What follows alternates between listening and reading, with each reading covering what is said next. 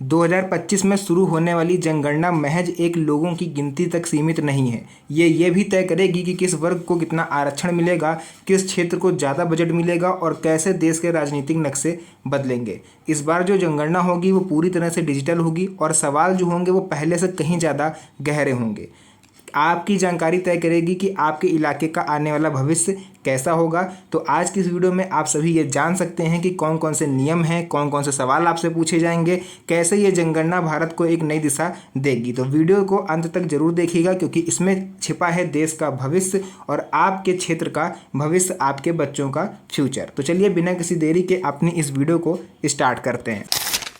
तो यहाँ पर आप लोग को लेकर के आ चुके हैं सबसे पहले अपने मोबाइल फ़ोन की स्क्रीन पर और यहाँ पर आप लोग पढ़ सकते हो, लिखा है 2025 की जनगणना, भारत में नई शुरुआत और नए नियम। भारत में जो जनगणना होती है उसका कार्य हर 10 साल में होता है, जो देश की जनसंख्या, सामाजिक आर्थिक स्थिति और विभिन्न जनसांख्यिकी पहलुओं को विस्तृत आंकड़ा प्रदान करता है। 2025 में होने वाली जनगणना को लेकर कई नए नियम और बदलाव सामने आ रहे हैं जो देश की वास्तविक तस्वीर को उजागर करने में मदद करेंगे। तो इस लेख में, इस वीडियो में हम आपको बताएंगे 2025 की जनगणना से जुड़े सभी महत्वपूर्ण विषयों के बारे में, कौन कौन से सवाल आपसे पूछे जाएंगे, किन किन नियमों का आपको ध्यान रखना है। आपके घर में अगर टीवी, फ्रिज या एसी वगैरह है तो आपको क्या करना है, मतलब पूरी जानकारी आज आपको इसमें मिलने वाली है। देखिए इसी में से पहला जो हमारा हो जाएगा वो होगा जनगणना 2025, इसका परिचय और महत्व और कब होगी। देखिए जनगणना भारत के लिए एक महत्वपूर्ण प्रक्रिया है जो देश की जनसंख्या, आवास, शिक्षा, रोजगार और सामाजिक आर्थिक स्थिति का विस्तृत डाटा प्रदान करती है।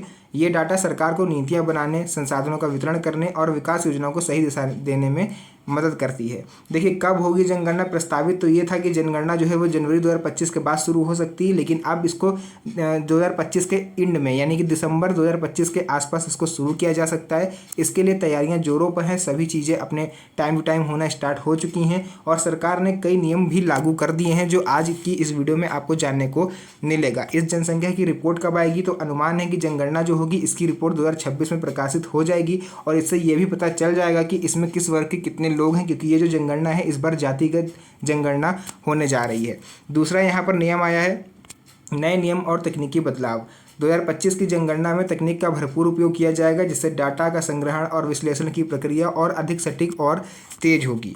साथ ही साथ इस बार आपको बता दें कि डिजिटल जनगणना होगी जिसमें धांधली का कोई सवाल भी नहीं उठता। मोबाइल ऐप और ऑनलाइन प्लेटफॉर्म के माध्यम से डेटा का संग्रह किया जाएगा जिससे पारदर्शिता बढ़ेगी और त्रुटियों की संभावना कम होगी। संपत्तियों और उपकरणों की जानकारी। देखिए अगर आपके घर में मोबाइल है, टीवी है, फ्रिज है, मोटरसाइकिल है, कार है या कोई अन्य उपकरण है, जैसे कि अन्य उपकरणों की जानकारी भी आपसे पूछी जाएगी।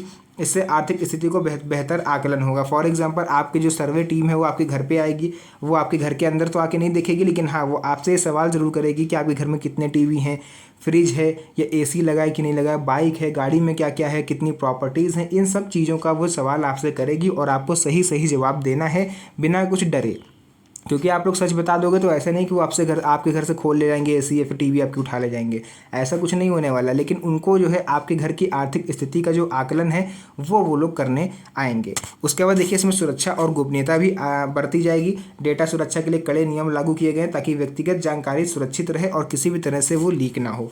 जनगणना में पूछे जाने वाले सवाल, अब आइए आपको बता देते हैं वो कौन कौन से सवाल पूछे जाएंगे। तो टोटल देखिए 2025 की जनगणना में लगभग 31 सवाल आपसे पूछे जाएंगे जो कि विभिन्न पहलुओं को कवर करेंगे। थोड़ा बहुत मैं यहाँ पर आपको बता दे रहा हूँ, जैसे कि आधारभूत जानकारी यानी जो बेसिक जानकारी है जो हर मेंबर से पूछी जाएगी। नाम क्या है, कितनी उम्र है, पुरुष है या स्त्री है, परिवार के सदस्य। शिक्षा और रोजगार, शैक्षिक योग्यता कितनी है, नौकरी का प्रकार क्या है, अगर नौकरी करते हैं तो ठीक है, गवर्नमेंट है या प्राइवेट है, बेरोजगार है या फिर कोई धंधा पानी करते हैं, सब चीज़ों की जानकारी। आवास और सुविधाएं, घर का प्रकार, कच्चा मकान है या पक्का मकान है, पानी आता है या नहीं आता है, बिजली है या नहीं, गैस कनेक्शन है या नहीं, संपत्ति और उपकरण यानी मोबाइल आपके पास है, टीवी है, फ्रिज है, मोटरसाइकिल है, इन सभी चीज़ों का जो विस्तृत विश्लेषण वो आपसे करेंगे। धार्मिक और सामाजिक पहचान, संप्रदाय आपसे पूछ सकते हैं, आपकी जाति क्या है, उपजाति क्या है, भाषा किस तरह की आप बोल सकते हो, इन सब चीज़ों की जानकारी वो आपसे लेंगे। तो इन सवालों से सरकार को देश की सामाजिक और आर्थिक स्थिति का व्यापक चित्र मिलेगा और वो ये जान पाएंगे कि कौन सा वर्ग सच में कमज़ोर है और कौन से वर्ग को आरक्षण देने की ज़रूरत है। इसी के साथ साथ फोर्थ नियम ये है, जाति जनगणना और संप्रदाय का सवाल। जनगणना में जाति और संप्रदाय को लेकर लंबे समय से बहस होती रही है। 2025 की जनगणना में भी इस विषय पर खास ध्यान दिया जा रहा है। जाति जनगणना, देखिए पिछली बार जो जनगणना हुई थी वो 2011 में हुई थी, लेकिन जो है वो जातिगत जनगणना नहीं थी, वो नॉर्मल जनगणना थी, सबसे एक ही जैसे सवाल पूछे गए थे। लेकिन इतिहास में पहली बार आप लोग कह सकते हो कि भारत में जातिगत जनगणना होने जा रही है जब से देश आज़ाद हुआ है तब से। लेकिन इस बार सरकार ने इसे शामिल करने पर विचार किया है। इससे आरक्षण और सामाजिक नीतियों में सुधार संभव होगा। धार्मिक पहचान, संप्रदाय से जुड़ा सवाल भी शामिल किया जा सकता है, जिससे धार्मिक विविधता और सामाजिक संरचना का विश्लेषण होगा। जनगणना के बाद की प्रक्रिया, परिसीमन और नीति निर्धारण, देखिए जनगणना के बाद मिलने वाले आंकड़ों का उपयोग लोकसभा और विधानसभा सीटों के परिसीमन में किया जाएगा।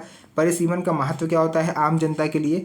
जनसंख्या के आधार पर निर्वाचन क्षेत्रों की सीमाएं तय की जाती हैं, जिससे प्रतिनिधित्व में संतुलन बना रहता है। राजनीतिक और प्रशासनिक क्या बदलाव आएंगे? सीमा परिवर्तन से राज्यों के राजनीतिक नक्शे में बदलाव आ सकता है, जो चुनावी रणनीतियों को प्रभावित करेगा। इसी के साथ साथ आपको बता दें, छठा यहाँ पर नियम है राज्य सीमाओं का पुनर्निर्धारण, यानी जनगणना के साथ ही राज्यों की सीमाओं को लेकर के भी महत्वपूर्ण फैसले लिए जा सकते हैं। जैसे कि सीमाएं सील करने की रोक जो है वो हटाई जा सकती है ना, यानी सीमाएं सील करने की रोक जो है वो हटाई जा सकती है। अब 31 सितंबर तक राज्यों की सीमाओं में बदलाव संभव है, क्योंकि जैसे ही देखिए जातिगत जनगणना स्टार्ट होगी, उसका रिजल्ट आएगा, वैसे वैसे आपको ये बदलाव देखने को मिलते जाएंगे, जिससे प्रशासनिक सुधार और बेहतर प्रबंधन हो पाएगा।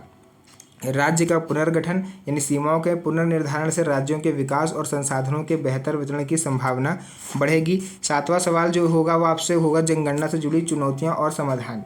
देखिए भारत जैसे विशाल और विविधता भरी देश में जनगणना करना एक चुनौतीपूर्ण कार्य है। आप लोग खुद सोचो, एक आपके छोटे से क्षेत्र में कितने लाखों करोड़ों मकान बने होते हैं, तो ये तो पूरे भारत देश के हर घर में जाके ये लोग उनको काम करना है, एक भी घर छूटना नहीं चाहिए। तो सोच लीजिए आप लोग खुद से कितना चुनौतीपूर्ण कार्य है। भाषाई और सांस्कृतिक विविधता, विभिन्न भाषाओं और संस्कृतियों के कारण डेटा संग्रह में कठिनाई हो सकती है, जिसे स्थानीय अधिकारियों और तकनीक के माध्यम से हल किया जाएगा।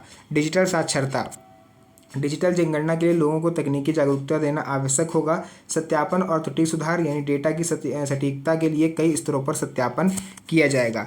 आठवां यहाँ पर नियम रहेगा जनगणना का सामाजिक और आर्थिक प्रभाव क्या रहेगा। जनगणना के आंकड़े सरकार, नीति निर्माता, शोधकर्ता और आम जनता के लिए महत्वपूर्ण होते हैं। विकास योजनाओं का निर्माण, शिक्षा, स्वास्थ्य, रोजगार और बुनियादी सुविधाओं के लिए योजनाएं बनाई जाएंगी। साथ ही साथ सामाजिक न्याय और आर्थिक विकास को भी इसमें उन्नति होगी। पिछड़े वर्गों और अल्पसंख्यकों के लिए विशेष योजनाएं बनाई जा सकेंगी। आर्थिक विकास भी इससे संभव हो पाएगा। साथ ही साथ प्रधानमंत्री मोदी की भूमिका और जनगणना को लेकर के यहाँ पर सवाल उठ रहा था, तो उसमें भी आपको बता दें कि प्रधानमंत्री नरेंद्र मोदी सरकार ने जनगणना 2025 को सफल बनाने के लिए कई पहल किए हैं। हालांकि विपक्ष भी इस पर लगातार जोर देता रहा है जातिगत जनगणना पे, तो आप लोग इसको सरकार का मिला जुला कदम मान सकते हो। नए नियमों का क्रियान्वयन, सरकार ने पारदर्शिता, तकनीकी उन्नयन और सुरक्षा पर जोर दिया है। जन भागीदारी, लोगों को जागरूक करने और सहयोग देने के लिए अभियान चलाए जा रहे हैं, जिसके थ्रू मैंने एक छोटा सा आप लोग के सामने अपना प्रयास किया है, ताकि जो भी जानकारी है मैं आप तक पहुंचा पाऊं। तो देखिए आपको डरना नहीं है। आपके घर में अगर सर्वे वाली टीम आएगी, सबसे पहले तो आपको उनसे ID कार्ड मांगना है, क्योंकि इस बार धांधली भी बहुत हो सकती है, बहुत चोर डकैत भी इस तरह से आपका लाभ उठा सकते हैं। तो आपको सबसे पहले उनसे ID कार्ड की डिमांड करनी है। जब वो अपना ID दिखा देंगे गवर्नमेंट अप्रूव्ड वाला, उसके बाद ही आपको जो है सारी जानकारी अपनी देनी है। घर में क्या क्या है, AC, fridge, cooler, washing machine, है ना, इन्वर्टर या फिर बाइक, कार, मतलब पूरी जानकारी आपको सही से देनी है। तो ये सब चीज़ें थी, मैंने आपको पूरा क्लियर बता दिया है। अगर अभी भी आपके मन में कोई डाउट हो तो आप नीचे कमेंट सेक्शन में मुझसे पूछ सकते हो, उसका रिप्लाई मैं आपको दे दूंगा। तो मिलते हैं आप सभी से नेक्स्ट वीडियो में एक और अच्छी इंटरेस्टिंग मज़ेदार वीडियो के साथ। तब तक के लिए धन्यवाद। जय हिंद।